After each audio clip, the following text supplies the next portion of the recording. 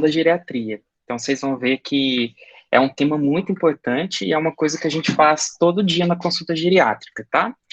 Então, a avaliação geriátrica ampla, pessoal, ela pode também ser conhecida por outros nomes, como a avaliação AGG, né, a avaliação geriátrica global, a avaliação geriátrica abrangente. Aqui eu vou falar sobre avaliação geriátrica ampla, usar esse termo, que é o termo que a gente usa mais aqui na residência da Unicamp, tá? E a gente fala mais pela sigla, que é AGA-AGA. Então, toda vez que eu falar AGA, eu estou falando da avaliação geriátrica ampla, tá bom? Eu queria que vocês ficassem à vontade para fazer perguntas durante a apresentação, tá bom? E a gente já vai tirando essas dúvidas, desculpa. Então, pessoal, queria falar assim para vocês que, assim, antes de eu começar no assunto propriamente dito, eu vou revisar algumas coisas sobre princípios em geriatria que eu acho legal a gente relembrar para a gente entender um pouco a AGA, tá? Então, só para lembrar, né, a gente está aqui na linha de geriatria e gerontologia. Então, qual é a diferença de geriatria para gerontologia? A gerontologia é todos os campos de estudo do envelhecimento. Então, é um campo interdisciplinar. Então, envolve a parte médica, enfermagem, nutrição, fono, físio, assistência social, educador físico, né? Então, todas as áreas que é possível a gente estudar o envelhecimento. Então, a geriatria, ela faz parte, ela é a parte médica da gerontologia, tá? É legal a gente saber, então, assim, a gente está falando sobre indivíduo que envelhece, a gente está falando sobre idoso, né? Mas como que a gente classifica? O que que é idoso? Então, primeiro a gente tem que saber que existe uma idade cronológica, que é aquela idade de acordo com a nossa data de nascimento, aquela idade medida em anos. A gente tem uma idade biológica, que é de acordo com o envelhecimento dos nossos órgãos e sistemas, e tem a idade funcional, que é a idade correspondente ao que a gente consegue fazer no nosso dia a dia. O critério, pessoal, para a gente classificar idoso é pela idade cronológica, né? Então, hoje, no Brasil e no mundo, se classifica idoso a partir da idade. Aqui no Brasil, pelo Estatuto do Idoso, é considerado idoso todo mundo que tem 60 ou mais anos. Nos países desenvolvidos, essa idade pula para 65. Por quê? Porque a qualidade de vida influencia no envelhecimento, ela é um dos determinantes do envelhecimento. Então, aqui no Brasil, né, por essas pessoas que hoje são idosos, terem recebido durante sua vida, infância, juventude, idade adulta média, uma qualidade de vida menor por conta do nosso país ser mais pobre, ter tido menos acesso à saúde, a tratamento de doenças, a gente fala que nos países pobres o envelhecimento chega mais cedo. Então, por isso essa diferença de idade entre esse critério entre países em desenvolvimento e países desenvolvidos, tá? Um outro termo que eu acho legal vocês terem em mente, o que que é? É saber que na geriatria a gente também divide de acordo com a idade. Então, a gente tem os idosos jovens, que a gente fala, geralmente são os idosos com menos de 80 anos, e os idosos muito idosos, ou idoso mais idoso, idoso muito idoso, ou idoso longevo, ou idoso mais velho, é tudo sinônimo. E esse grupo de idoso muito idoso é um capítulo à parte, principalmente os nonagenários, tá? Aqui no Brasil, a gente considera, então, um idoso muito idoso a partir de 80 anos. Nos Estados Unidos, todos os países ricos, né? Falo Estados Unidos pelo maior número de literatura que a gente consome. A idade cronológica que configura um idoso muito idoso é 85, pelo mesmo motivo que eu falei anteriormente. E, claro, os idosos também podem ser classificados de acordo com a década de vida que eles estão. Então, entre 80 e 90 octogenários, 90 e 100 nonagenários, centenários acima de 100, tá? A idade biológica, pessoal, a gente falou sobre a idade cronológica, aquela que pega a nossa data de nascimento. Agora, a biológica, que é a gente falar o quão velho, quão envelhecido está o nosso corpo, é muito difícil. É muito difícil a gente falar, usar a idade biológica como um definidor de envelhecimento, de indivíduo velho. Por quê? Não existe, pessoal, nenhum marcador, nada que a gente meça no sangue, nenhum exame que a gente faça que dê para a gente o grau de envelhecimento. Então, é tudo assim, é meio subjetivo, a gente tem que ir pegando umas pontinhas em cada órgão, sabe? Então, assim, existe uma controvérsia também de quando começa esse envelhecimento fisiológico. Por exemplo, a gente sabe que do nosso aparelho muscular, a gente começa a envelhecer o nosso músculo esquelético a partir de 30 anos. A gente faz o nosso pico de massa óssea e massa muscular entre 25 e 30, e depois tem uma perda que vai acontecer com todo mundo, e é claro que essa perda vai se acentuar depois dos 50 e mais ainda depois dos 75. Mas isso varia de sistema para sistema, tá?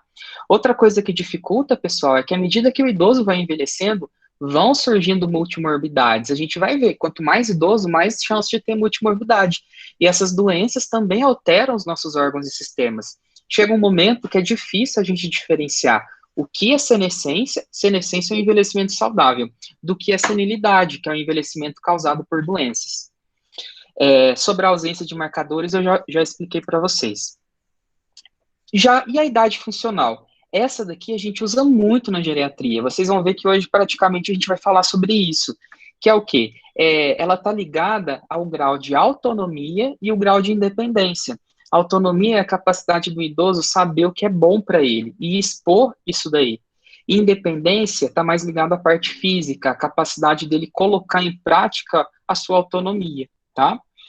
E é claro que em populações carentes, com baixo nível socioeconômico, o envelhecimento, tanto biológico, funcional, ele precede o cronológico, ou seja, quem tem menos recurso tem mais chance de ficar velho mais cedo do que quem tem mais. Pessoal, quando a gente está lá atendendo um paciente geriátrico, a gente pode dar de frente com uma paciente como a Fernanda Montenegro, de 91 anos, que é totalmente lúcida, totalmente independente, trabalha, tá?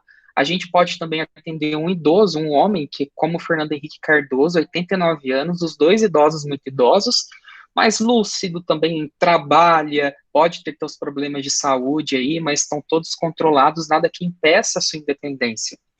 Mas também, pessoal, a gente pode atender, por exemplo, a dona Edith, lá numa ILPI.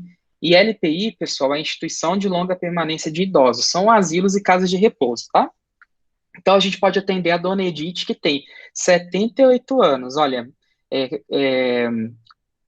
13 anos mais nova do que a Fernanda Montenegro, e que já está demenciada, teve que ir para uma casa de repouso, porque já precisa de ajuda para tomar medicamento, para orientar o banho, né? Ou o senhor Geazi, que tem a mesma idade do Fernando Henrique, 89 anos, que está acamado por conta de uma demência vascular, depois de um AVC, não consegue nem mais colocar a própria comida na boca. Ou essas outras senhoras que também têm 91 anos, como a Fernanda Montenegro, que já são cadeirantes, algumas demenciadas, super frágeis, não conseguem andar, precisam de ajuda para banho, troca de roupa. Ou eu coloquei aqui uma foto de duas pacientes minhas lá do Lar dos Velhinhos de Campinas, não sei se vocês conhecem, é uma instituição que só atende idosos em vulnerabilidade social, tá?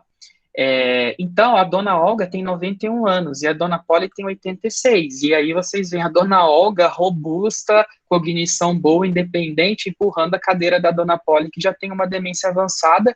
A única coisa que ela consegue fazer é comer sozinha com a mão, tá? Então, aí a gente começa a ver que só pela idade cronológica a gente não pode fazer generalizações para os idosos.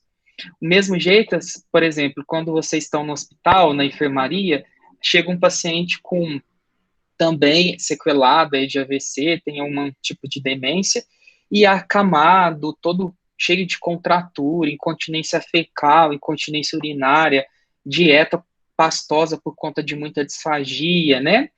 E esse outro paciente lá no pronto-socorro, em delírio, cheio de instrumentos invasivos, né? E aqueles pacientes no nosso ambulatório do posto de saúde, que tem entre 70 e 80 anos, tem um tanto de problema de saúde, alguns já estão dando alguma repercussão funcional, uns já tem que usar bengala, outros ainda conseguem se manter independentes, tá? Ou um idoso como a Gretchen, pessoal, que fez aí 60 anos e que passa na tua consulta porque ela quer começar com o pé direito aí na terceira idade, ela quer ter um envelhecimento saudável, né? E a Gretchen dispensa apresentações.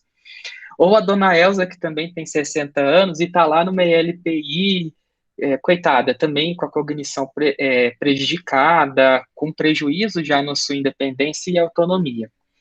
Então, o que que a gente vê, pessoal? A gente vê que um conceito é muito importante. Falar de idoso é falar de heterogeneidade.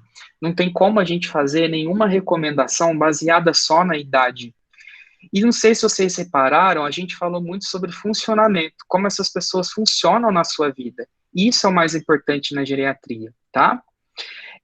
A gente sabe, então, que cada pessoa vai envelhecer de um jeito, não tem como. Por quê? O envelhecimento, pessoal, ele depende de muitas coisas, ele depende de fatores individuais, como comportamentos que a gente teve desde a nossa infância, com mudanças relacionadas com o próprio envelhecimento, com a genética de cada um, com as doenças que a gente adquire durante a vida e com fatores externos, como as condições socioeconômicas, acesso aos serviços de saúde, a educação que a gente teve, o nosso serviço, tá? Aqui, pessoal, eu trouxe para vocês uma reportagem de um senhor de 95 anos, seu José Siqueira, fazendo hidroginástica. E o que que fala nessa reportagem? Que mesmo ele tomando 7 remédios por dia e tendo pressão alta, diabetes, dor na coluna, ele não desanima e não perde nenhum dia sequer da hidroginástica. Por que que eu grifei isso daí? É muito comum. Quanto mais idoso, mais doenças a gente vai ter. Só que, então, o que que a gente pensa? O conceito de saúde, então, não está relacionado em você ter ou não doenças quando a gente fala em geriatria. O conceito de saúde está muito mais relacionado em ter doenças controladas que não afetam a tua funcionalidade, tá? Eu trouxe um gráfico para vocês para mostrar que, à medida que a gente vai envelhecendo, a cada década de vida, vai aumentando o número de multimorbidades, de doenças crônicas. A cor azul escura é mais do que 8 doenças, 8 ou mais doenças juntas. Então, a gente vê ó, que a partir de 50, 55, 59, esse gráfico azul escuro vai aumentando, e quanto maior a idade, olha lá, os idosos muito idosos, eles têm a prevalência maior de doenças em todos os grupos, tá? Então, isso é o esperado, infelizmente você ter doença. Então, como eu falei, na geriatria, saúde não é ausência de doenças e não vai depender só da idade cronológica, né? Sempre que vocês tiverem alguma dúvida quanto a isso, pensem ali no exemplo. Fernanda Montenegro, 91 anos, e uma idosa ali toda frágil, de 68, tá? Então, o que está em jogo na geriatria? A funcionalidade. Funcionalidade, como eu já falei, pessoal, ela depende da gente conseguir determinar o que a gente quer e o que é melhor para a gente fazer esse julgamento, a gente expor isso e a gente executar, pôr em prática, tá? Então, pessoal, a funcionalidade, ela vai depender da autonomia preservada, mais a independência preservada. São coisas diferentes, às vezes a gente confunde, mas a autonomia está relacionada à nossa cognição, à nossa saúde mental, ao nosso humor, é a gente compreender o que é bom para a gente e expor isso. E a independência está relacionado mais com a nossa capacidade de mobilidade. Então, da gente conseguir, por exemplo, sair de casa, tomar banho, comer, trocar de roupa, dirigir, entendeu? Então, as doenças que afetam a mobilidade, elas vão afetar a nossa independência. Trouxe para vocês um exemplo, por exemplo, esse senhor aí, ele é lúcido, tá? Mas ele tem uma osteoartrose de quadril e ele não consegue mais andar por conta disso. Então, é uma doença que afetou a sua mobilidade, então afetou a sua independência, ele não consegue mais sair sozinho, ele não consegue subir a escada de casa, ele precisa de ajuda para tomar banho e trocar de roupa, mas a sua autonomia está preservada, ele te consegue falar o que ele quer, quais são seus valores, as suas preferências, tá? Já essa senhora que está numa fase moderada de demência, ela tem a parte física ainda boa, então ela consegue andar, né, consegue se locomover, mas está com a autonomia parcialmente prejudicada. Ela já não consegue ter algum julgamento de algumas coisas, mas ela ainda sabe algumas, ainda consegue expor alguns valores. Então a gente fala que tem uma autonomia parcialmente prejudicada com a parte física ainda sem ser prejudicada pela demência, tá? E quando a gente também fala de envelhecimento, pessoal, a gente está falando do quê? Então, vamos pensar aí nessa flor crescendo. Do verdinho para baixo é a terra e a raiz. Tudo isso que está do verdinho para baixo, pessoal, é a quantidade de reservas que a gente tem. Então, reserva cardíaca, reserva pulmonar, reserva cerebral, reserva renal, tá? Reserva muscular, e isso é chamado de vitalidade ou de capacidade intrínseca. E a partir do momento que a gente vai aí florescendo, né, o modo como a gente floresce é a nossa funcionalidade, certo? É como a gente funciona no dia a dia. Então, a nossa funcionalidade, ela vai depender do adubo, vai depender da raiz, que é a capacidade intrínseca, a nossa reserva, e vai também depender de fatores do ambiente, né? Aí, no caso, seja chuva, sol, certo? Quando a gente fala em funcionalidade, pessoal, aí a Organização Mundial de Saúde, ela coloca alguns pontos. Então, uma boa funcionalidade é quando a gente consegue encontrar, consegue ter as nossas necessidades básicas, a gente consegue aprender, crescer e tomar decisões, a gente é apto para se mover, a gente consegue manter relações, tá? E a gente também consegue contribuir para a sociedade. Então, isso também é muito importante. Quando a gente fala em geriatria, em idoso, pessoal, vocês vão ver, a gente já falou, é muito comum a gente se dar com multimorbidades, tá? Por conta do idoso, então, ser multimórbido, é mais frequente do idoso ser polimedicado, tomar muitos remédios. E isso pode ser um problema. Faz parte também da geriatria a gente ter doenças ocultas, que é o que a gente chama de fenômeno de iceberg, que a gente só vai conseguir diagnosticar e perceber através de uma avaliação ampla, não na consulta normal. Manifestações clínicas atípicas, isso é falado aí desde o começo da faculdade de medicina, que o idoso pode ter infecção sem febre, o idoso pode ter infarto e AVC só com confusão mental, pode estar com pneumonia e só ter parado de comer, tá? Problemas funcionais, a dificuldade em diferenciar o que é o envelhecimento normal do envelhecimento patológico, tá? Principalmente quanto mais doença e quanto mais muito idoso esse idoso é. Problemas psicossociais, isso é principalmente aqui no nosso Brasil, né? Isso é muito importante. Síndromes geriátricas, que um dos objetivos da avaliação geriátrica é a gente fazer um rastreio de síndromes geriátricas. A gente pode conviver com fragilidade, mas isso não é um envelhecimento normal, tá?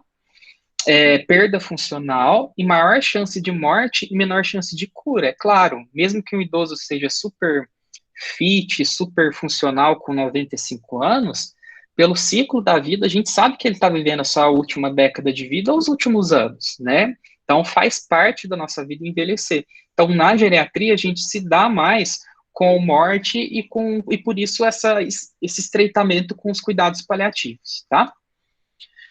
Trouxe um exemplo para vocês que vocês vão ver muito. Então, é um senhor, pessoal, que ele é acompanhado pelo cardiologista, pela psiquiatra, pelo médico generalista e pelo endocrinologista.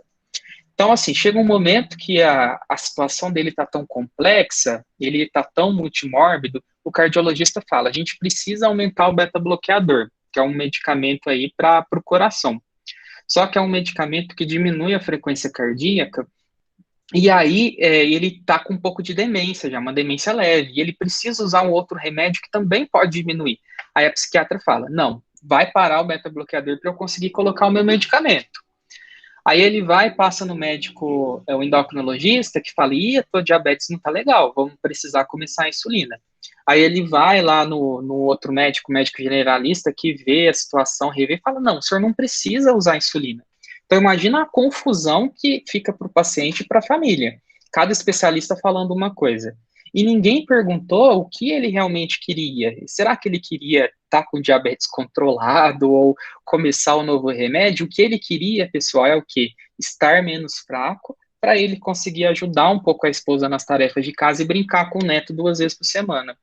Então, assim, e até hoje ele não tinha conseguido esse objetivo. Então, qual que é a função do geriatra? É ser um gerenciador, né? A gente vai gerenciar todas as doenças do paciente. Quando ele tem necessidade de passar com algum outro colega especialista, a gente vai gerenciar, integrar esse cuidado para quê? Com o objetivo de conseguir responder o que o paciente quer, as suas preferências, os seus valores, o que importa para ele, tá?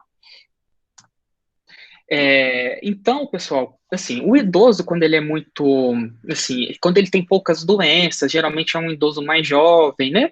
as doenças controladas, ele até consegue fazer um tratamento com vários especialistas sem que gerencie, mas a partir do momento que ele vai começando a ficar muito multimórbido, muitas medicações, vai tendo perda funcional, é imperativo ter alguém para gerenciar tudo isso. Por quê? A gente viu, cada idoso é diferente, não adianta ter a mesma idade, eles são muito heterogêneos. Então, mesmo dois idosos que tenham a mesma idade, os mesmos problemas de saúde, eles vão ter complicações diferentes, eles vão ter objetivos de vida diferentes, né, valores diferentes, então as necessidades e prioridades de cada um são distintas.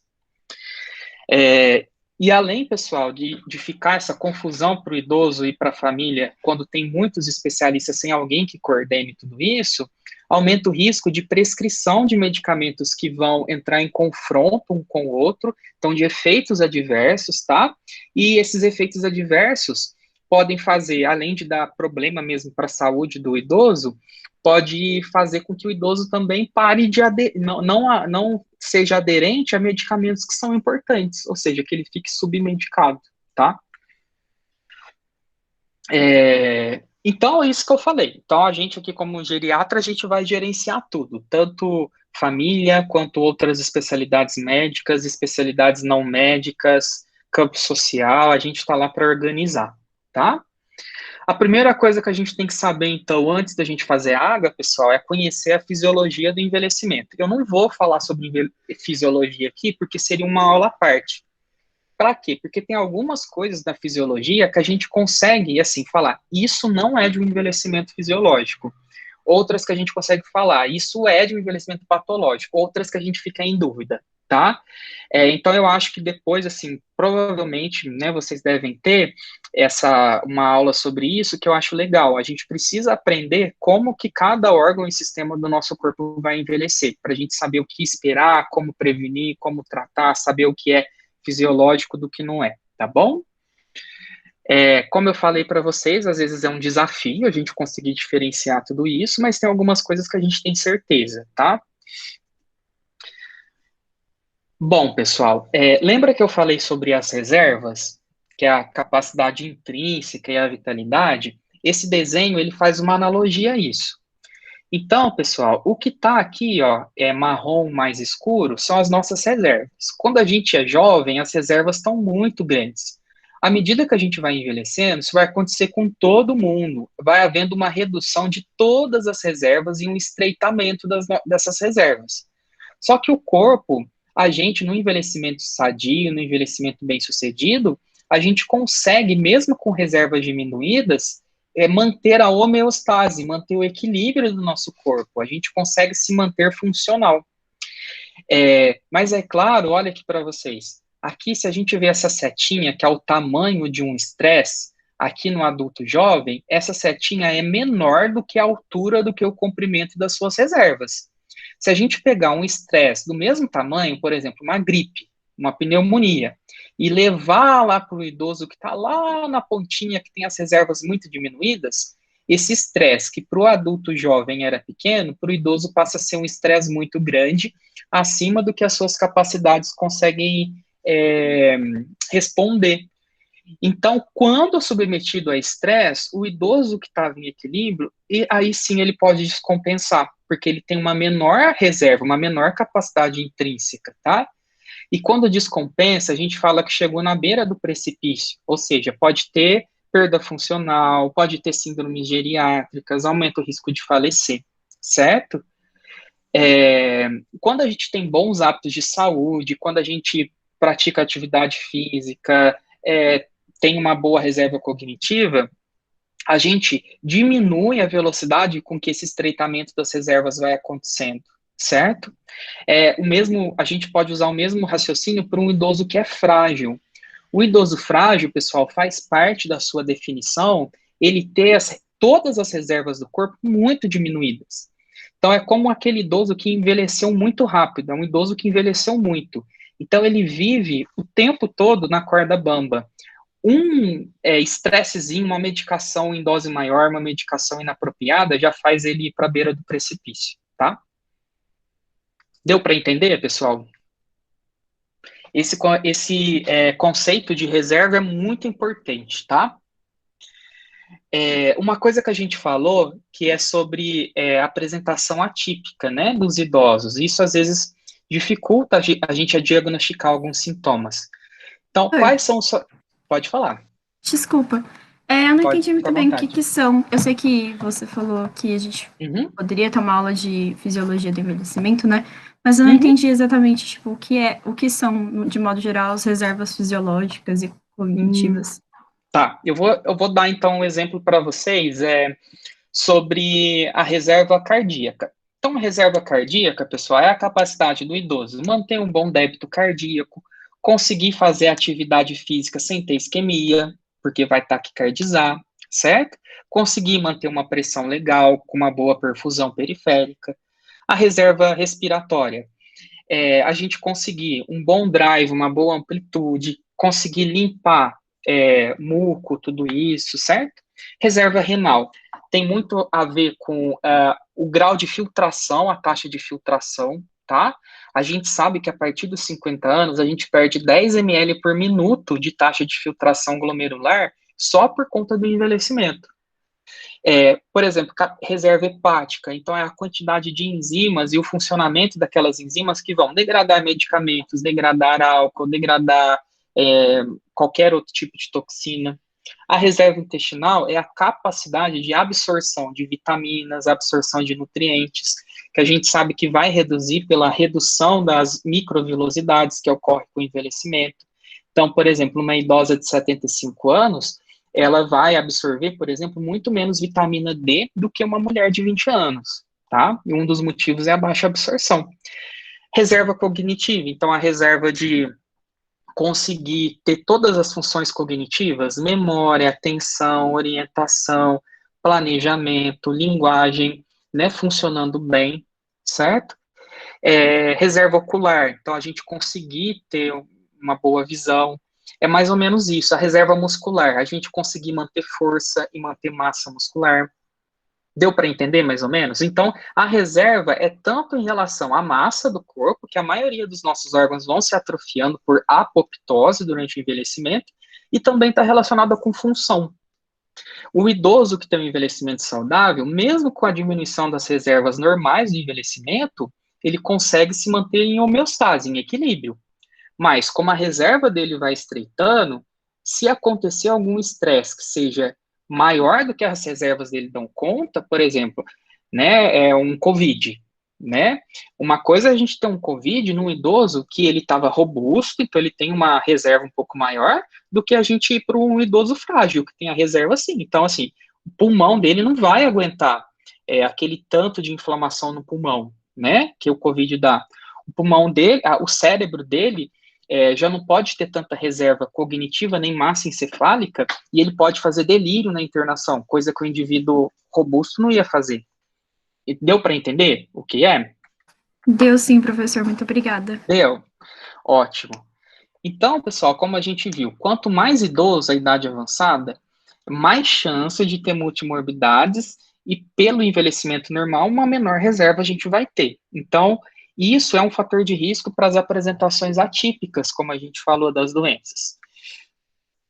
Então, diminuição da reserva funcional também incapacidade de manter o equilíbrio, multimorbidades, incapacidades funcionais, idoso com problema cognitivo, idoso que toma muito remédio, ou idoso frágil, tudo isso é fator de risco para ter uma apresentação atípica, uma apresentação diferente da doença do que seria no adulto jovem, tá? Aqui foi o que eu falei para vocês, o fenômeno do iceberg, que a gente só descobre o que está embaixo ali da água quando a gente faz uma avaliação geriátrica ampla, tá? As síndromes geriátricas, o professor André, eu acho que já falou um pouquinho para vocês das síndromes geriátricas, né? Então, as síndromes geriátricas, pessoal, a gente tem algumas que são os 5 Is da geriatria, os grandes I. Existem mais síndromes geriátricas, tá? Mas as primeiras a serem descritas foram a insuficiência cognitiva, que é a demência, as incontinências urinária e fecal, a instabilidade postural e quedas, a imobilidade, e a iatrogenia é o quê? Doenças que acontecem devido a uma intervenção terapêutica, tá? Nossa ou de qualquer outro profissional de saúde. E eu acho que uma das principais é a sarcopenia e a fragilidade, né? Então, esses gigantes da geriatria, essas síndromes, pessoal, estão aí para a gente rastrear e para a gente lembrar que não fazem parte de um envelhecimento normal, tá? Eu resolvi grifar ali a síndrome da fragilidade, porque o intuito dessa aula é a gente entender também um pouquinho da diferença entre um idoso robusto, um idoso pré-frágil e um idoso frágil, tá? O que é fragilidade? Então, é aquele idoso que vive constantemente com as reservas muito reduzidas, a ponto de cair no precipício, tá? E principalmente a reserva muscular. Então, o centro da fragilidade, pessoal, é a gente ter pouca massa e pouca força muscular. E isso diminui a capacidade do idoso de responder a estresse. Então, ele vai ficar mais vulnerável a desfechos ruins, tá? Então, esse círculo azul aí é para mostrar que o idoso frágil vive ali. Então, a gente realmente é frágil, a gente tem que ter cuidado para não quebrar esse idoso, tá? E, diferentemente, o idoso robusto, ele vai ter uma reserva maior, ele vai conseguir lidar melhor com os estresses. Uma outra analogia, né? O idoso fit ou idoso robusto é aquele que, se a gente tirar um bloquinho, ele não vai desmoronar. Mas se a gente tirar um bloquinho aqui, principalmente esse mais de baixo do frágil, ele pode desmoronar. E se desmoronar é virar uma síndrome geriátrica. Como eu disse para vocês, o centro, coração da fragilidade é a perda de força e massa muscular, que chama sarcopenia, tá? Então, não existe idoso frágil sem ser sarcopênico. E tudo isso não acontece de um dia para o outro. Então, o idoso robusto, ele vai acontecendo muita coisa, vai acontecendo doenças, estresses, aí ele vai e vira pré-frágil. De pré-frágil, ele vai e vira frágil. E depois até ele ter uma incapacidade, até ele ficar dependente para fazer alguma coisa, tá? É importante, pessoal, a gente diferenciar um idoso frágil de um idoso robusto, por quê? Olha o gráfico, a linha verde, pessoal. O idoso fit, o idoso robusto, quando ele tem uma intercorrência, por exemplo, o COVID, a sua funcionalidade desce um pouquinho, mas logo ele consegue recuperar, né, isso durante a internação, e depois ele volta a ter a mesma funcionalidade. Agora, olha o idoso frágil. Ele já tem uma funcionalidade reduzida em relação ao idoso fit. Acontece o COVID, olha, eu estou falando COVID, por exemplo, mas um estresse. Ele desce muito na sua funcionalidade, ele chega a ser dependente, ele demora muito mais para se recuperar, e quando recupera, ele não consegue mais alcançar a funcionalidade que ele tinha, sempre menor. Então, por isso é importante a gente prevenir a fragilidade. A fragilidade, pessoal, isso daí é um estudo que mostrou a relação da fragilidade com morte, ir para ILPI, hospitalização prolongada e declínio funcional. Quem é frágil, pessoal, tem 2,6 vezes mais do que o idoso fit. E o idoso que é frágil e já tem incapacidade, incapacidade é ele ser dependente.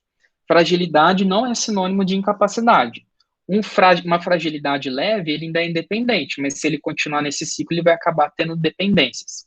Então, o idoso que é frágil com dependência, pessoal, tem 5, quase 6 vezes mais chance de morrer, de ir para uma ILPI ou de ter uma hospitalização prolongada com declínio funcional do que um idoso robusto.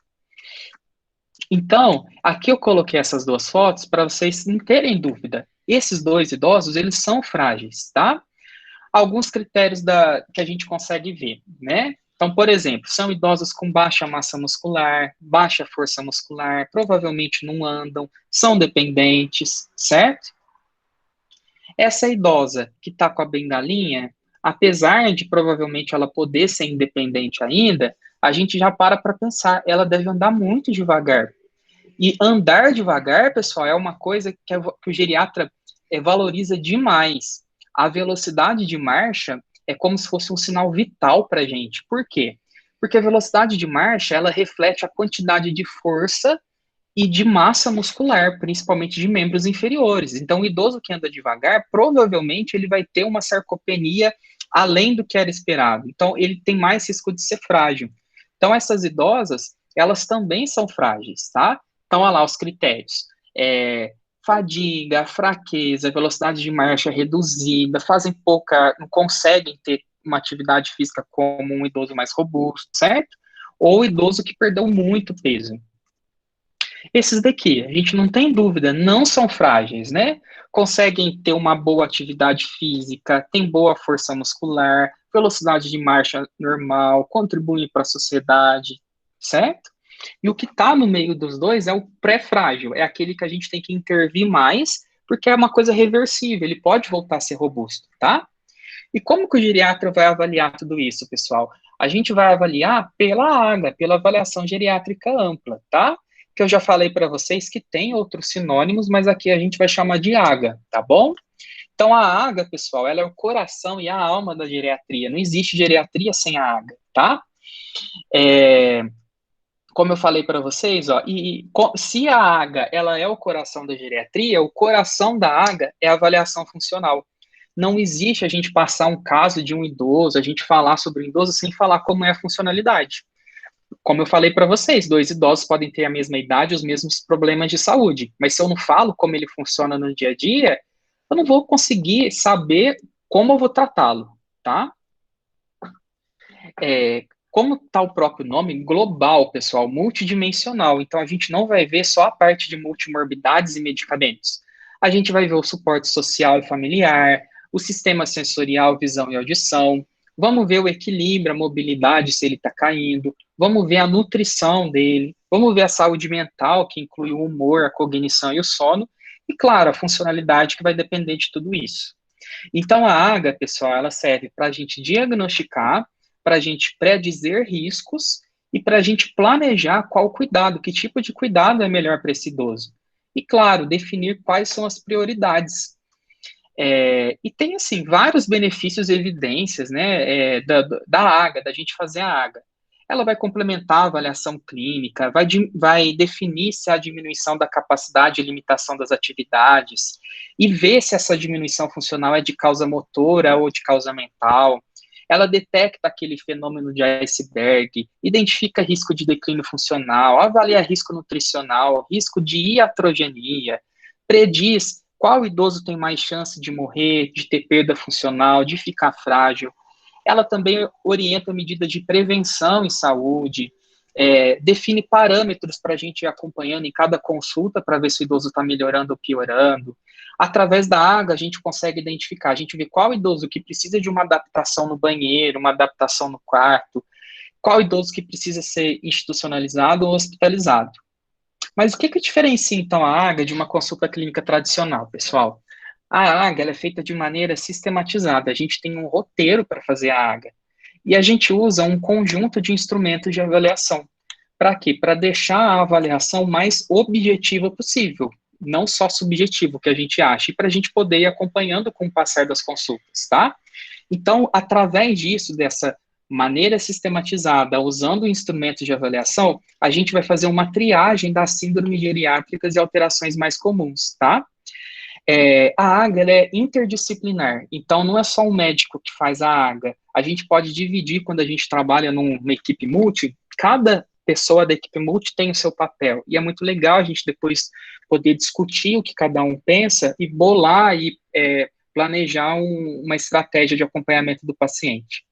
E principalmente, pessoal, isso eu quero que vocês não esqueçam. A avaliação geriátrica, ela vai priorizar sempre funcionalidade e qualidade de vida. Então, tudo que a gente for fazer vai ser pensando nisso. É para manter a funcionalidade? É para melhorar a funcionalidade? É para dar qualidade de vida?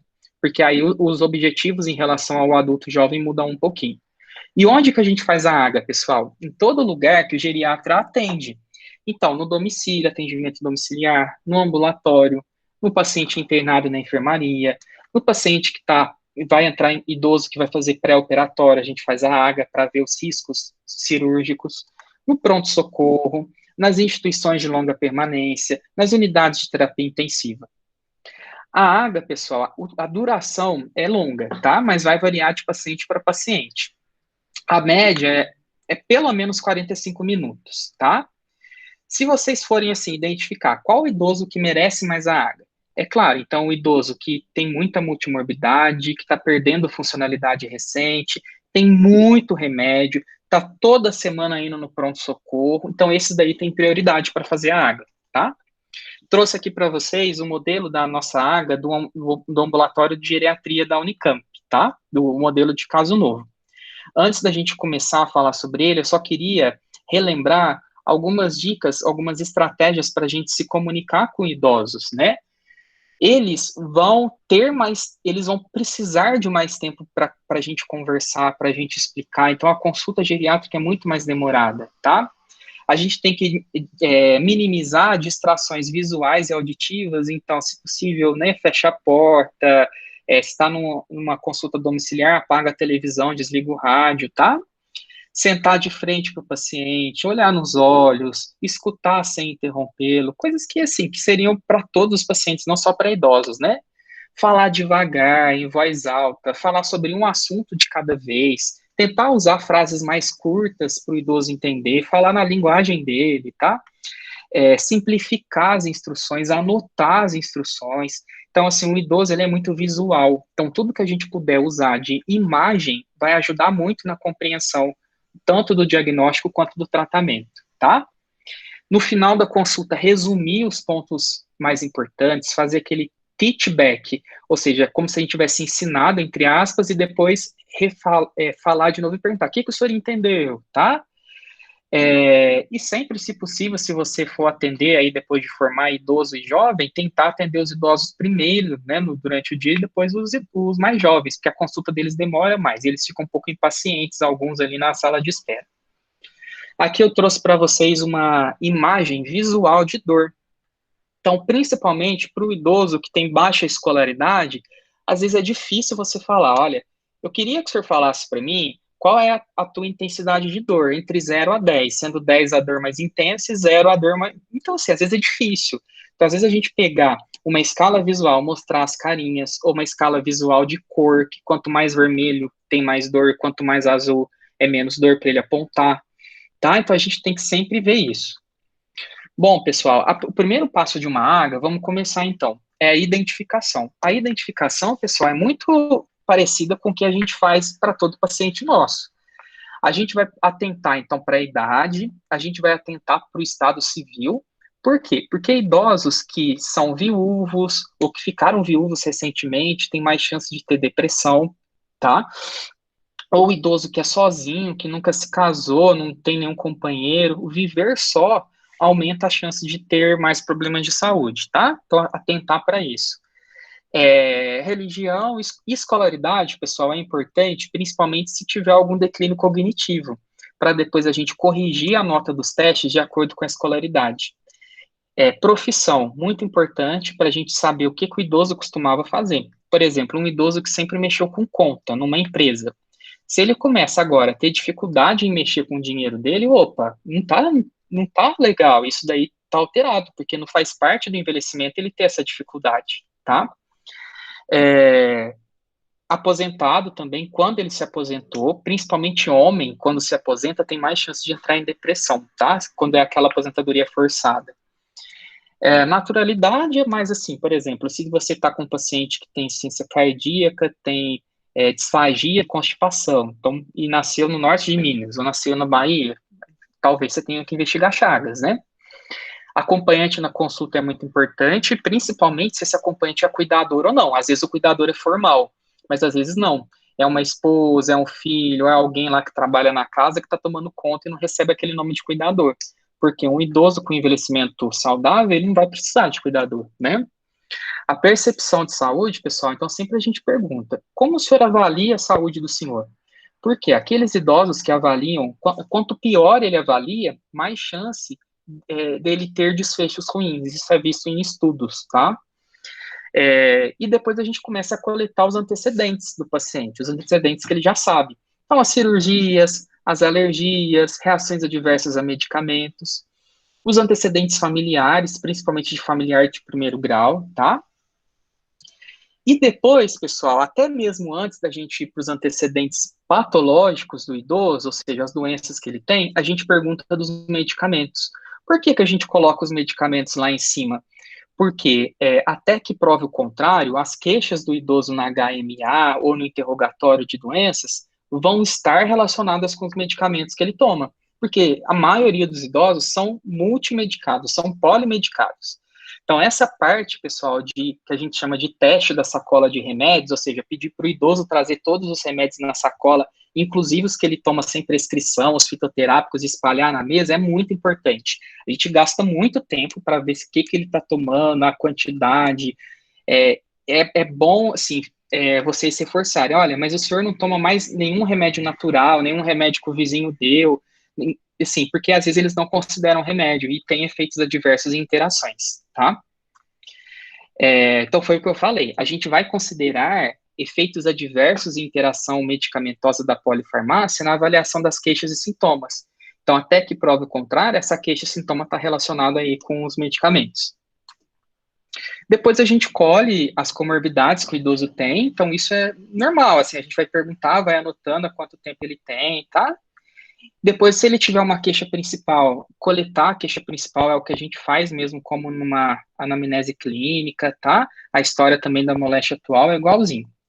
Agora, o que que muda? O interrogatório, geralmente numa consulta clínica tradicional, a gente só anota o que o idoso queixa. Aqui, em toda consulta, a gente vai perguntar, nós vamos perguntar de tudo. Então, a gente vai perguntar. Geralmente, eu costumo, para minha prática, costumo perguntar da cabeça para baixo. Então, eu começo sempre com sintomas gerais, assim, né? Então, eu pergunto para ele se ele tá como tá a visão, né? Se tem algum problema visual, se usa óculos, como que tá a audição, se tá bem, ou se a família acha que tá tendo que falar mais alto, aumentar o volume da televisão, se ele usa o aparelho de amplificação individual. Depois, boca, vou perguntar como tá o apetite. Se os dentes, a gente vai perguntar se são dentes próprios ou se tem prótese, se essas próteses são fixas ou removíveis, se estão machucando ou se estão bem adaptadas. Depois a gente vai para a disfagia. Vamos perguntar se engasga quando engole, se tosse quando engole, se tem algum alimento que não está passando bem. Depois a gente vai descer um pouquinho mais agora, então, para o estômago, né? Vamos perguntar sobre dispepsia. Tem dor de estômago, tem empachamento, tem queimação aqui, né? Doença do refluxo. Depois a gente vai para hábito intestinal. Como o senhor faz cocô todo dia? Demora quantos dias para fazer? Tem sangue no cocô? Qual é a aparência do cocô? Sempre foi assim ou não? Tá? Isso é muito importante. A gente vai aproveitar que a gente está aqui na pelve, vamos perguntar então sobre o hábito urinário. Quanto mais idoso, mais chance de ter incontinência, pessoal. Né? Nos homens, além da incontinência, tem mais chance de ter aqueles sintomas de próstata aumentada. Então, perguntar se ele tem esforço para fazer xixi, se o jato da urina está fraco, isso para homens, tá? Se está com dor no canal da urina, se tem sangue na urina, se dá aquela vontade louca e tem que urinar, que é o que a gente chama de urge incontinência, quantas vezes faz xixi à noite, tá? Que é a noctúria. E para as mulheres, a gente vai perguntar então sobre a incontinência. Se quando tosse, quando pega um peso, perde xixi, que é a incontinência de esforço. Se à noite tem que acordar muitas vezes para urinar, que é a noctúria. Ou quando dá vontade e não está conseguindo chegar até o banheiro, está tendo perdas, que é a urge-incontinência, tá? Atividade sexual também a gente pergunta, né? A gente acha que, é idoso, não tem atividade sexual, engano nosso, né? Isso faz parte do nosso egeísmo, né, idadismo, esse preconceito, essas ideias que a gente tem formado sobre o que é envelhecer. A prática mostra pra gente totalmente o contrário, eles têm atividade sexual e muitas vezes o que importa ali para eles vai ser uma atividade sexual boa. Então isso a gente acaba que tem que vencer esse nosso próprio preconceito e perguntar. Voltando aqui um pouco para o tórax, a gente também pergunta sobre o sistema cardiovascular, se tem dor no peito, palpitação, tontura, certo? A parte respiratória, se tem falta de ar, chiado no peito, tosse, se quando deita dá falta de ar, ortopneia. E a locomotora? A locomotora a gente vê. Primeiro, como que ele está andando? O senhor anda com algum dispositivo, ou seja, anda com bengala, anda com andador ou não? O senhor está tendo dor em alguma articulação? Muito comum essa parte de locomotor eles terem dor, tá? E a gente aproveita no locomotor, a gente pergunta, caiu nos últimos 12 meses? Como que foi essa queda? Aí tem toda uma orientação para a gente investigar aí como foi a queda, que também é uma aula à parte, mas faz parte de toda consulta perguntar sobre quedas, tá? Exame físico, pessoal. Eu coloquei aqui algumas particularidades do exame físico, tá? Então, a gente tem que lembrar de sempre olhar a face do idoso. E agora que a gente está atendendo com máscara, né, tirar a máscara na hora de examinar. Por quê? Às vezes o idoso tem Parkinson, você vai conseguir diagnosticar só pela inspeção da face. Qual que é a inspeção de uma face de Parkinson? Aquela face que tem a mímica, ou seja, os movimentos da face mais diminuídos, que é o que a gente chama de hipomimia. Parece que ele está com uma máscara, assim, sabe? O Parkinson, ele dá uma lentidão total, então ele tem lentidão para piscar, ele fica um tempão te olhando e pisca muito devagar, poucas vezes por minuto, tá? Ou que tá babando um pouquinho aqui por conta da disfagia, ele não consegue engolir a saliva, baba um pouquinho, certo? Então é muito importante a gente olhar a face sempre. Aparência, pessoal, e a higiene também, porque isso pode falar para gente, um idoso que não está se cuidando, ou ele está com algum problema de humor, uma depressão, alguma coisa assim, ou ele está com algum problema cognitivo e ele não está mais com essa capacidade de se cuidar tão bem da higiene, tá? Ou um idoso que vem com um acompanhante e não está bem limpo, né, bem cuidado, então, opa, será que essa família está fornecendo todos os cuidados que o idoso precisa? Aí a gente até atenta para procurar outros sinais de violência contra o idoso, certo? Deixa eu passar aqui. Bom, cavidade oral, pessoal. Então, sempre olhar a boca, tá? Porque é muito importante para a nossa nutrição. E nutrição no idoso é muito importante por conta de proteína e formação muscular. Porque a gente viu que quando a sarcopenia desce ladeira abaixo, mais chance de ser frágil. Então, olhar a condição dos dentes, tirar a dentadura, ver se tem alguma ferida na gengiva por conta da dentadura, tá? Anotar se o idoso é edêntulo ou não e sempre incentivar, se ele for edêntulo, ou seja, se ele não tiver dentes, de procurar o dentista para estar fazendo uma prótese, tá? Alguns outros pontos, assim, que são peculiaridades. A pressão, pessoal, a gente sempre tem que medir a pressão, tanto deitado, então deita o idoso, mede a pressão, e depois em pé, depois de 2 minutos em pé, para a gente ver se não tem uma queda da pressão, porque é muito comum ter o que a gente chama de hipotensão postural, que dá uma tontura assim que o idoso levanta, e isso pode dar quedas, então a gente tem que diagnosticar para a gente saber tratar e prevenir, certo? Aí o que eu falei, o rastreio da hipotensão ortostática ou postural. Os idosos acamados, pessoal, a gente tem que tirar a fralda e tem que virar, tá? Então, para quê? Para a gente ver se não está tendo aquela dermatite associada à incontinência, aquela dermatite química pela urina e pelo cocô, tá? Que pode até virar fungos. Quando tem fungo, geralmente tem um tanto de bolinha, um tanto de pápula vermelha, que são as lesões satélites da cândida, tá? E também a gente tem que procurar as lesões por pressão no idoso que é cadeirante ou idoso que é acamado. São aquelas lesões que aparecem nos locais de proeminências ósseas, onde tem muita pressão durante o dia. Então, quais locais são esses, né? Então, no sacro, no trocânter, né, que é do lado aqui da nossa coxa, nas escápulas também, tá? O osso occipital, orelha também, pavilhão auricular, calcanhar e esse ossinho aqui do joelho, entre essa parte medial, tá? Então, sempre a gente tem que olhar isso, se o idoso é acamado ou cadeirante. Para todos os idosos, pessoal, tem que olhar os pés, porque a gente viu que mobilidade é muito importante para a independência. Vocês acham que uma pessoa que tem um hálux valgo desse jeito, tem os dedos todos encavalados, né? Parece dedo em martelo, vai ter um bom equilíbrio? Não vai, ele vai ter o equilíbrio prejudicado. Esse outro aqui, ó, só depois que a gente tirou o sapato, que a gente viu que estava começando uma ferida na base do terceiro dedo, ou seja, provavelmente uma doença arterial periférica. Esse outro aqui, ó, tem uma baita tínia interdigital, que é um maceramento. Isso daqui, se a gente não tratar, pode dar erisipela.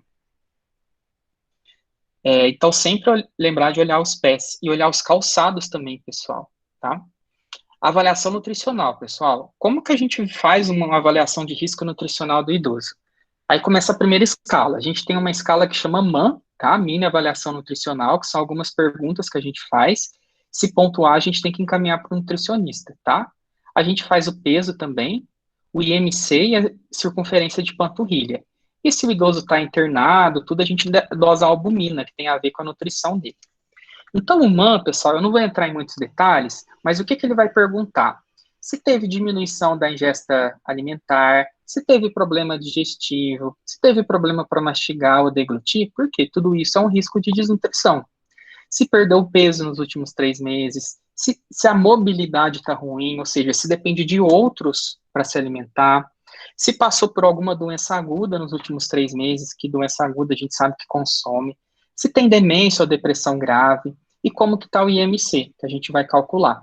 Para o idoso que não consegue pesar, a gente faz o índice da panturrilha, porque a circunferência da panturrilha, pessoal, ela tem muita relação com a quantidade de massa corporal nossa. Então, outra coisa que vocês vão passar a olhar quando vocês veem o idoso, além da velocidade com que ele está andando, a circunferência da panturrilha. Quanto mais fina, provavelmente menos massa muscular. É claro que a gente tem que ter um bom senso nos pacientes que são edemaciados e que são obesos, né? Peso e altura, pessoal. A gente sabe que com o envelhecimento a gente vai perdendo massa magra e vai ganhando massa gorda. Então, não quer dizer que um idoso que tem tal peso, que aquilo ali seja de massa magra. Mas a gente acaba fazendo o IMC, mesmo assim, e o IMC ele serve para nos orientar em relação ao estado nutricional. A diferença, pessoal, é que os valores do IMC para o idoso, para o jovem, são diferentes, tá? O idoso, ele é considerado com baixo peso quando o IMC é menor que 22. Se eu não me engano, no jovem é 19. E ele é considerado eutrófico entre 22 e 27. O jovem acima de 25, 25 para cima, já é considerado, o adulto jovem que eu falo, já é considerado sobrepeso. Então, muda também os valores de IMC. Então, isso é importante para a gente saber, tá? Então, pessoal, o que é fator de risco nutricional que a gente vai investigar? Então, eu já falei de dentição, problemas bucais, dificuldade de deglutição, dificuldades no acesso à comida, então pobreza, ou a mobilidade está ruim, ou ele tem demência. Morar sozinho, quem mora sozinho vai cozinhar uma alimentação variada todo dia, né? Muito menos carne. Número de refeições por dia. Etilista tem mais chance de desnutrir. Ver o quanto de proteína que ele come. Idoso que está perdendo peso sem querer, ou seja, de modo não intencional, é um fator de risco para desnutrir. Idoso que está deprimido, ou que tem úlcera de pressão já indica desnutrição. Idoso que toma muito remédio, incapacidade de preparar as refeições e alimentar sozinho. Então, isso a gente vai tentar ver durante a nossa avaliação, tá? Vamos lá, a gente chegou na funcionalidade, pessoal. A funcionalidade é uma outra dimensão que a gente vê, tá? E a funcionalidade, como a gente falou, ela está dependendo muito, então, da saúde mental e depende também muito do equilíbrio e mobilidade, não é? Que é a independência. Então, como que a gente vai avaliar o equilíbrio e a mobilidade? A gente vai ver se o idoso tem sarcopenia, como que está o equilíbrio do idoso e se ele usa algum dispositivo de marcha. E se ele está caindo. Para depois de tudo isso, a gente está sabendo como que está o seu funcionamento em relação às atividades que ele faz na vida diária, que a gente vai falar um pouquinho sobre cada um. Então, pessoal, dispositivo de marcha é o quê? É bengala, é andador, tá? Vamos lá, como que a gente rastreia a sarcopenia, pessoal? Então, sarcopenia é uma perda muscular que acontece com o envelhecimento, mas que pode ser agravada ou aumentada a sua intensidade por algumas doenças, tá? Para ser sarcopênico, a gente tem que ter força reduzida, então a gente faz testes de força. Se tem a força, a gente vai e mede a massa. Se tem força e massa reduzida, é sarcopênico, tá? Se tiver só massa reduzida, mas está forte, não é sarcopênico, é pré-sarcopênico, tá? Então, como que a gente pode ver a força, pessoal? A gente pode usar tanto um aparelho, que eu acho que é só geriatra que tem, um aparelho que a gente aperta assim com a mão, que chama dinamômetro, para a gente ver a força, ou no consultório a gente faz um teste que é pedir para o idoso levantar e sentar, sem ajudar com a mão, porque aí a gente vê como está a força na coxa dele, tá? Nas pernas. Massa muscular a gente vê pela circunferência da panturrilha, e o desempenho muscular a gente vê pela velocidade de marcha e um outro teste aí que eu vou falar para vocês. Então, esse aparelho que eu falei para vocês é o dinamômetro, que a gente aperta com a nossa mão que é mais forte e a gente vê, a gente dá uma medida e a gente consegue fazer cortes tanto para homem quanto para mulher e falar se está baixo ou não. Mas se a gente não tiver esse dinamômetro, o que que a gente faz? A gente faz o teste de levantar e sentar. Como essa senhora está aí, com o braço cruzado, a gente vai encostar a cadeira na parede, né, para a cadeira não tombar, e a gente vai pedir para ela levantar e sentar sem a ajuda das mãos por 5 vezes. E vamos ver se esse tempo é menor do que 15 segundos. Menor do que 15 segundos é normal. Maior do que 15 significa força diminuída, tá? Aquele idoso, pessoal, que já entra cadeirante, né, ou que já está acamado, é óbvio, ele não vai conseguir fazer isso, então ele já tem a força reduzida. Depois que a gente vê a força, a gente vai ver a massa, medindo a circunferência da panturrilha. Então, a gente coloca o joelho, né, fletida em 90 graus, mede o joelho direito, desculpa, a panturrilha direita, onde é mais gordinho ali, e se der 31 centímetros para cima, tá normal. Menos que isso, sugere massa muscular reduzida. Eu falei para vocês, pessoal, que a velocidade de marcha, ela é um sinal vital para o geriatra, ou seja, o quanto que o idoso anda, se é rápido, se é normal ou se é lento. O que que a gente sabe, pessoal? Uma velocidade de marcha menor do que 1 metro por segundo já começa a dar problema. Então, aqueles que têm a velocidade de marcha 1,3 metros por segundo, eles estão em excelente forma física. Maior que 1 é aquela população idosa, mas que não faz tanta atividade física. Menor que 1, pessoal, já aumenta risco de hospitalização em 1 ano. Menor que 0,8, incapacidade na mobilidade nas atividades de vida diária. Menor que 0,7, morte, hospitalização, institucionalização, quedas. Até a gente chegar lá, menor que 0,2, idoso extremamente frágil, praticamente quase não está conseguindo mais andar. E menor que 0,1, aquele idoso que já não consegue mais andar, com alta dependência. E aí, pessoal, tem esse artigo que fala para a gente, ou seja, a morte correndo do idoso correndo atrás do idoso andando devagar. Então, o que foi visto nesse estudo é que aqueles idosos, né, lembrar desse símbolo da morte, que tiveram uma velocidade de marcha menor que 0,8, são os idosos que morreram mais. Então, geralmente, a gente faz esse corte de 0,8 a 1, como a velocidade de marcha normal. Aí é um outro gráfico mostrando aquela mesma tabela que a gente falou, né? Então, aqui na horizontal estão as velocidades de marcha. Então, acima de 1 é o idoso independente, menos chance dele ser hospitalizado. Menor que 0,8, pessoal, e menor que 0,6 principalmente, ó, já é dependente nas atividades de vida diária, mais chance de ser hospitalizados. Menor que 1 já precisa da nossa intervenção para a prevenção de quedas. E como que a gente mede? Com que a gente vai pedir para ele caminhar na velocidade normal, como se ele estivesse andando na rua. Se ele usa bengala ou andador, pode usar durante o teste, tá? E quanto que anda? É variável, pessoal, essa distância. Geralmente a gente usa de um estudo que foi da Linda Fried, que descobriu a fragilidade.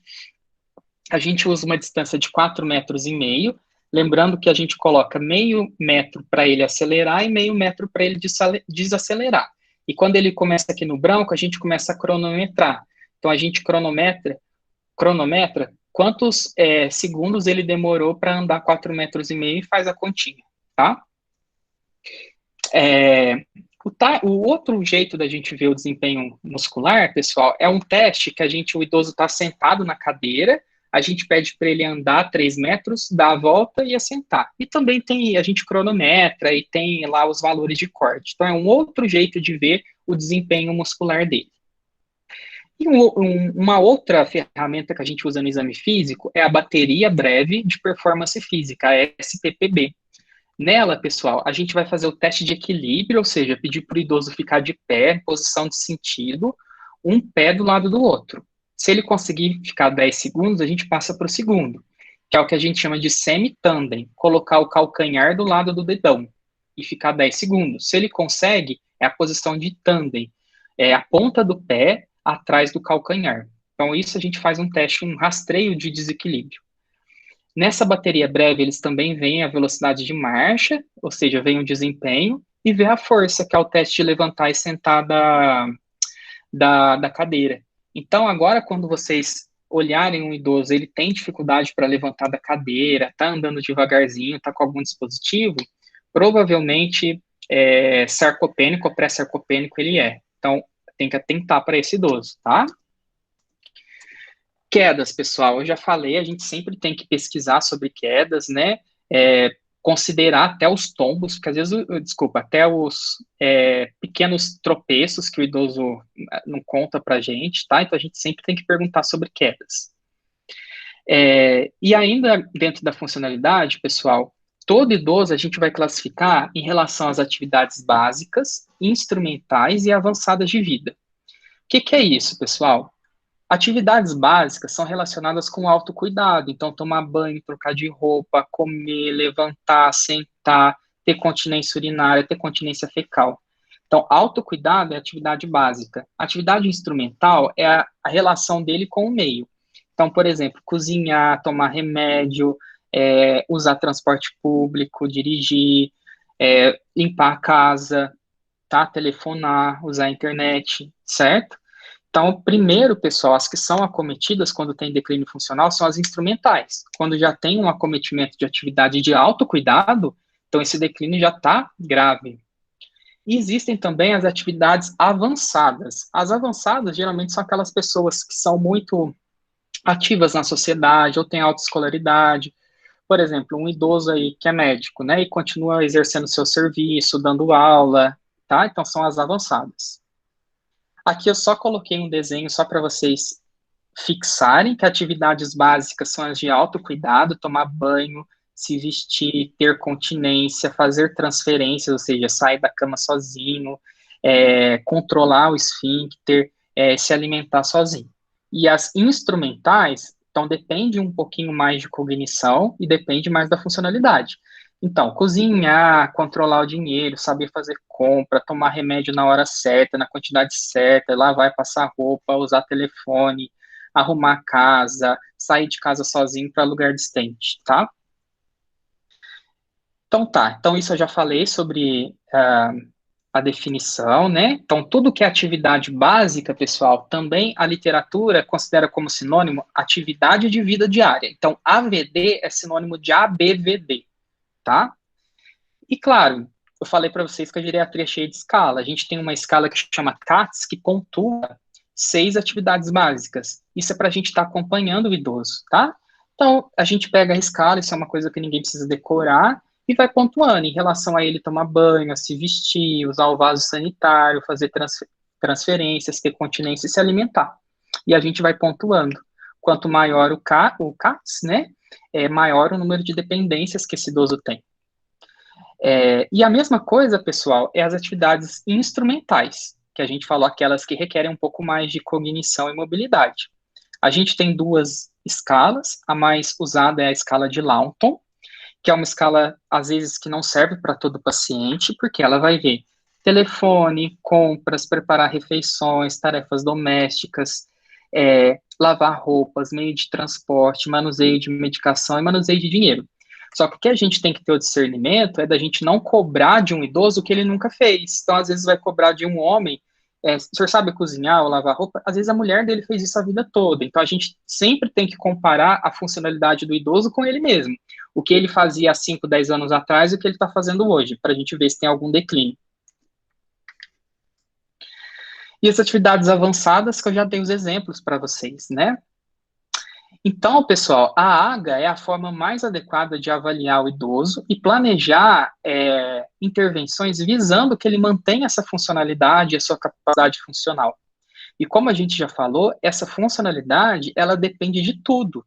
Ela depende da parte médica, como estão as doenças, depende da cognição, depende da mobilidade, do equilíbrio, da parte financeira, se ele tem suporte social, espiritual, certo? Tudo isso vai influenciar. Inclusive a memória e o humor, né? Então, quando a gente olha a saúde mental do idoso, a gente vai rastrear a depressão, vai rastrear comprometimento cognitivo e ver como está o sono. O rastreio de depressão, pessoal, é uma outra escala que chama GDS. Essa escala, que é a escala de depressão geriátrica, são 15 perguntas que a gente faz e pede para o idoso falar sim ou não. Essas perguntas contêm sintomas muito comuns em idosos que são deprimidos, porque o idoso ele pode ser deprimido sem ter queixa de tristeza. Depressão com tristeza é mais comum na gente que é jovem. Então, o idoso, a gente vai avaliar satisfação com a vida, se ele acha que está arrependido de não ter feito muitas coisas, sentimento de vida vazia, idoso que fica irritado, idoso ranzinza, certo? É idoso que está ansioso, tem aquele medo, aquela preocupação que vai acontecer alguma coisa, que está com desesperança, acha que não vai melhorar, que não gosta de sair de casa, que não gosta de estar vivo, idoso que se queixa muito da memória, isso pode ser depressão, tá? Que se acha inútil nas condições que ele está cansado, com fadiga, acha que as outras pessoas estão melhor do que ele. E além disso, pessoal, tem o nosso julgamento crítico, assim. Isso daí vai ajudar a gente a diagnosticar a depressão, só que o diagnóstico é clínico. Então, o idoso que deixou de fazer coisa que ele sempre gostava, o idoso que está com muitas queixas, isso pode ser depressão, tá? Queixas somáticas que eu falo. O rastreio cognitivo, pessoal, então valorizar.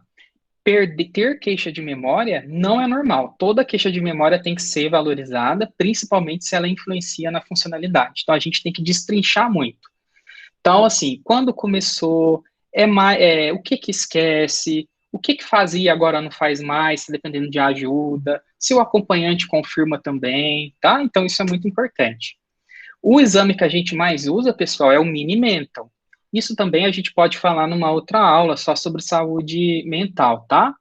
Que é a gente vê a orientação do idoso, tanto temporal e espacial, a parte de memória, de atenção e cálculo, de linguagem. Então a gente faz um rastreio e a gente dá o ponto de acordo com a escolaridade, porque tem muito idoso aqui no Brasil que é analfabeto, né?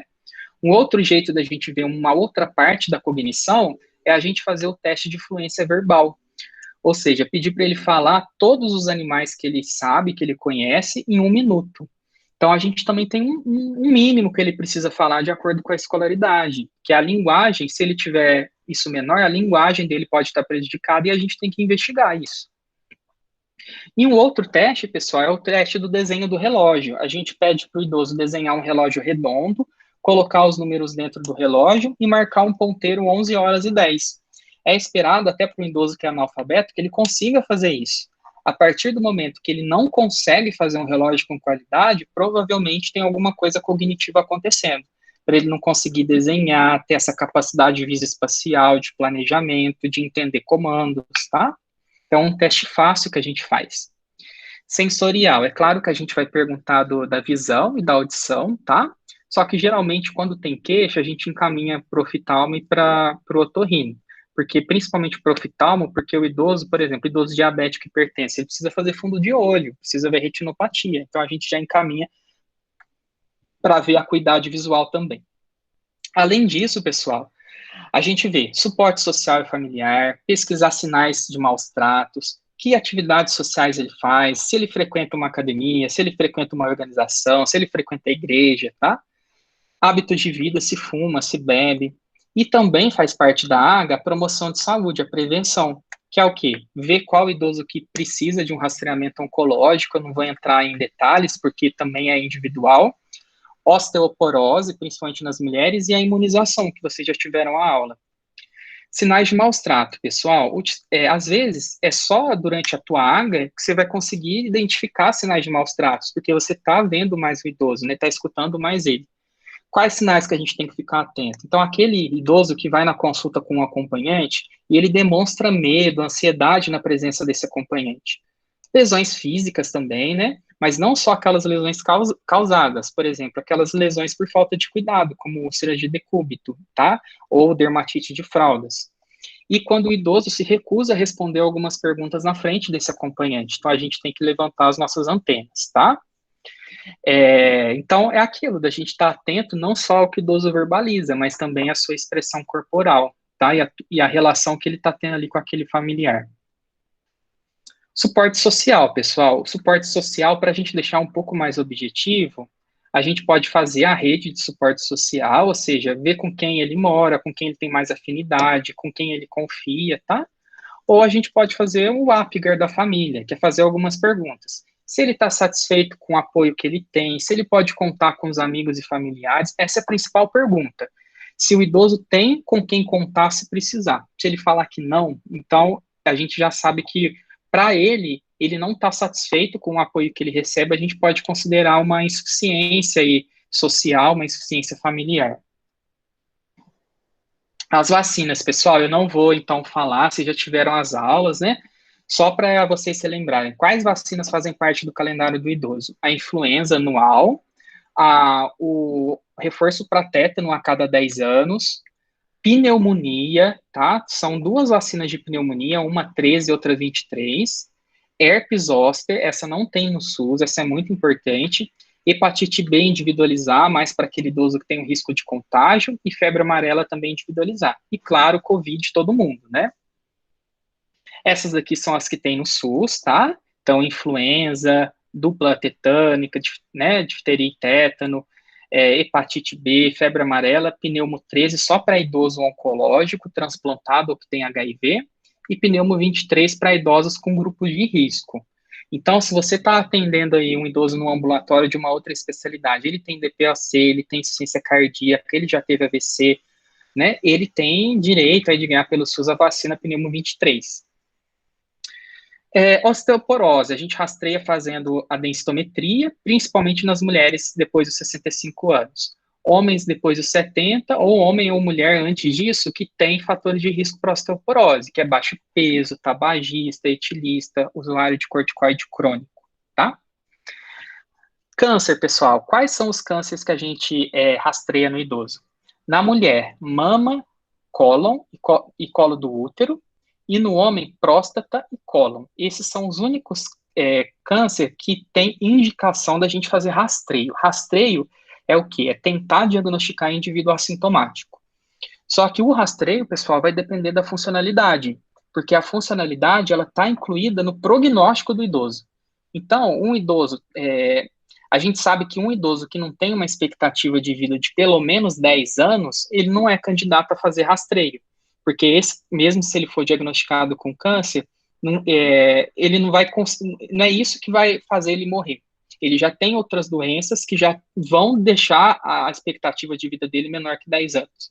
Agora, todo idoso, independentemente da idade, que a gente prognostica e um prognóstico de 10 ou mais anos, a gente vai rastrear. Claro, se ele quiser também, né? A gente tem que ver a opinião do idoso. Para terminar, pessoal, é bom ficar na mente, né? Isso daí é fácil para a gente guardar. 5 M's que a gente tem que ver em toda avaliação geriátrica ampla. O primeiro M é avaliar as multimorbidades, como que estão, se estão compensadas ou não, avaliar as medicações, avaliar a mobilidade, que está muito relacionado com funcionalidade, avaliar a mente, que também está muito relacionado com funcionalidade, e principalmente, pessoal, o último M, é o que mais importa para ele. Não adianta a gente fazer todo esse trabalho se a gente não está atingindo as preferências e valores do idoso, certo? O que a gente faz com todos esses resultados depois? A gente traça o perfil do idoso. Então, se é um idoso pela água, a gente consegue ver se é um idoso robusto, pré-frágil ou frágil, se ele é dependente ou independente, no que ele é, se ele tem a cognição preservada ou não, se ele está eutímico, ou seja, com humor controlado, deprimido, ansioso, se ele está eutrófico, está sob risco de desnutrição ou até mesmo desnutrido, se ele tem risco de queda baixo, alto ou muito alto, ou seja, um idoso caidor, se ele tem incontinência urinária, incontinência fecal, imobilidade. A gente, claro, vai avaliar como estão as multimorbidades dele, se isso está impactando no prognóstico e na qualidade de vida, e a gente vai fazer uma lista com os problemas em ordem de prioridade. É claro que a gente não vai conseguir abordar todos numa única consulta, né? E também a gente vai ver se é um idoso com bom suporte social e familiar ou não, tá? Então, esses são os diagnósticos de uma AGA. E o que a gente faz depois disso, com esses diagnósticos? A gente identifica problemas que vão querer tratamento contínuo, problemas que não são mais possíveis de tratamento curativo, ou seja, uma indicação de cuidados paliativos. A gente conhece as preferências do paciente, a gente tem a oportunidade, assim que a gente vai conhecendo, de fazer as diretivas antecipadas, ou seja, do idoso expressar como ele quer ser cuidado se acontecer algum evento que ele não consiga responder por ele mesmo. A gente estima prognóstico, estabelece prioridades, e toda a nossa conduta vai ser alinhada com as preferências e valores do idoso, tá? A gente vai indicar, então, essas condutas para curar, controlar desconforto, reduzir complicações, evitar efeitos colaterais, e, claro, nunca a gente vai atrasar medidas terapêuticas necessárias, né? E também a gente vai identificar aquelas situações que o conforto é prioridade do que a cura, certo? A gente sempre investe muito em medidas não farmacológicas, a gente planeja cuidados a longo prazo, promoção de saúde, decisão compartilhada, como eu já falei, e claro, para tudo isso a gente tem que reservar um tempo necessário. Não quer dizer que a pessoa que é idosa ou muito idosa, ela esteja em situação crítica, mas ela sempre está numa situação complexa, porque o idoso é complexo. Então a gente vai precisar tanto de mais tempo para atendê-lo, e também mais tempo para a gente raciocinar, tomar decisão e orientar, que é a slow medicine, né? Pessoal, então, assim, a AGA, pessoal, já tem, assim, nas outras especialidades, ela também está sendo usada, essa avaliação geriátrica. Isso está sendo usado muito no tratamento do idoso com câncer, na oncogeriatria. Todo o tratamento agora do idoso com câncer é feito de acordo com a sua funcionalidade. Aquele idoso, independentemente da idade, que é robusto, que tem boas reservas, ele vai receber um tratamento intensivo como um adulto jovem. Aquele outro que é super frágil, ele vai receber um tratamento paliativo, porque o risco de toxicidade com tratamento oncológico é muito alto. Pré-frágil, ele vai receber um tratamento individualizado. Também, pessoal, a funcionalidade AGA é usada para saber aquele idoso que tem indicação de ser submetido a um procedimento para correção de estenose da artéria da aorta, tá? Estenose aórtica. Tudo isso é feito também através da funcionalidade. Para fechar, pessoal, então, qual que ficou como é o objetivo da AGA? Promover o envelhecimento bem-sucedido, que é aquele envelhecimento com alta capacidade funcional, postura ativa na vida e na sociedade, e evitar o envelhecimento com fragilidade. E, claro, o principal objetivo é melhorar a qualidade de vida, não só os anos de vida que ele vai ter, mas a qualidade de vida do idoso, certo? O que eu queria deixar para vocês, então, depois dessa aula, não é normal, pessoal, o idoso cair, tá? A idade tem vários fatores de risco para isso, mas não é normal, não faz parte do envelhecimento normal. Não faz parte do envelhecimento ter incontinência, né? Existem vários fatores de risco para que isso aconteça, mas uma vez que aconteça, não é para a gente falar, é da idade. Não, a gente tem tratamento, tem o que a gente fazer. Tanto que existem idosos que envelhecem sem incontinência. Ter grandes alterações de marcha não é normal, sempre a gente tem que pesquisar o que está acontecendo, tá? Ter alteração cognitiva, a idade é fator de risco, né? As doenças também, mas tem que ser investigada, tá? Não pode ser falar, não, é da idade e todo mundo esquece mesmo, de jeito nenhum. Perder peso, pessoal, de forma não intencional, nunca vai ser normal da idade, tá? O idoso que está emagrecendo, ele precisa muito de atenção. E ter piora funcional, ou seja, deixar de fazer coisas que fazia. Alguma coisa está acontecendo, a gente tem que valorizar. Sempre ter esse tato para começar a perceber a diminuição nas atividades instrumentais. Porque se a gente deixar só para perceber nas atividades básicas, a gente já perdeu um tempo de ação muito grande. E aí, para terminar, pessoal, eu trouxe uma foto com alguns idosos lá do Lar dos Velhinhos, tá? E a sensação de quem trabalha como geriatra é essa: a gente trabalha com muitas doenças incuráveis, né? E com algumas que a gente não consegue ter uma boa resposta. Mas a gente não se sente, de forma alguma, por a gente não curar algumas coisas, a gente não se sente menos feliz. Pelo contrário, porque a gente consegue melhorar muito a qualidade de vida. Então, é aquela questão mesmo de que aqui a gente não está tratando uma doença, um sistema, um órgão, a gente está tratando da pessoa inteira. Então, quem gosta disso, de cuidar da pessoa por inteiro, com certeza a geriatria vai ser uma área que a pessoa vai se dar bem, certo? Pessoal, foi isso. É muita coisa, eu sei que é muita coisa, principalmente para quem ainda não está na prática, tá? Mas eu queria deixar aí para vocês uma ideia, assim, geral do que é a avaliação, então que a gente vê de modo amplo, que a gente consegue identificar o que é um idoso frágil, um idoso robusto, planejar prognóstico, certo? Então, essa é a avaliação geriátrica ampla, é um pouquinho dela, né? Fosse muito bom se vocês pudessem ver na prática também. Eu queria saber se vocês têm dúvida, pessoal. Muito obrigada, professor, pela aula. Como o senhor falou, foi muita informação, mas foi muito interessante. Acho que eu nunca tinha, não sei se todo mundo concorda, mas acho que eu nunca tive uma visão tão ampla assim, de uma avaliação assim. E o pessoal está agradecendo no chat. Ah, que bom, pessoal. A gente agradece, a gente da Liga também agradece. Não sei se alguém tem alguma dúvida, se quiser perguntar para o professor, deixa eu perguntar.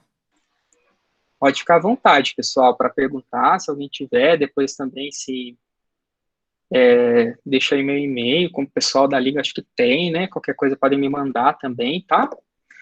Pessoal, então, assim, é isso, é esse olhar abrangente mesmo, esse olhar amplo, a gente gerencia, a gente vê questão social, a gente vê questão familiar, né?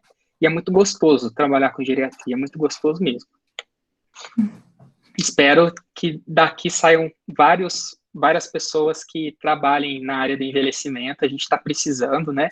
O nosso país está em amplo envelhecimento, né? Então, assim, em 2030, se eu não me engano, a gente já vai ter mais idosos do que, ou 2050, não sei, mais idosos do que jovens, e a quantidade de profissionais na área de geriatria e gerontologia é muito baixo. Então, mesmo que vocês não façam essa especialidade, se vocês não forem ser pediatras, vocês vão atender idosos. Então, um mínimo de preparo a gente tem que ter, né? E também por conta de nossos familiares, né? E além disso, conhecendo um pouquinho da geriatria, pessoal, a gente programa o nosso próprio envelhecimento. Então é muito legal, assim, porque a gente já tem que começar a cuidar. Na verdade, a gente já começa a cuidar desde da nossa infância, principalmente agora que a gente está. Então, quem não faz atividade física, começar, porque a gente já tem que garantir o nosso pico de massa óssea, nosso pico de massa muscular, tentar fazer uma alimentação legal, cuidar da nossa saúde mental, dos nossos relacionamentos, né? Então, o envelhecimento começa agora já. Sim, muito obrigada, professor. Foi muito, muito incrível a aula mesmo. Obrigada pela disponibilidade Que bom que vocês e gostaram, oportunidade. pessoal. Eu estou à Acho que não tem mais disposição. nenhuma dúvida. Joia, eu estou à disposição, tá? No futuro também, se vocês quiserem outras aulas, é só falar comigo. Combinado? Combinado. Obrigada, professor. Boa noite. De Boa noite a nada. todo mundo. Boa noite para todo mundo, pessoal. Boa semana aí para vocês. Obrigada, senhor também. Até mais. Tchau.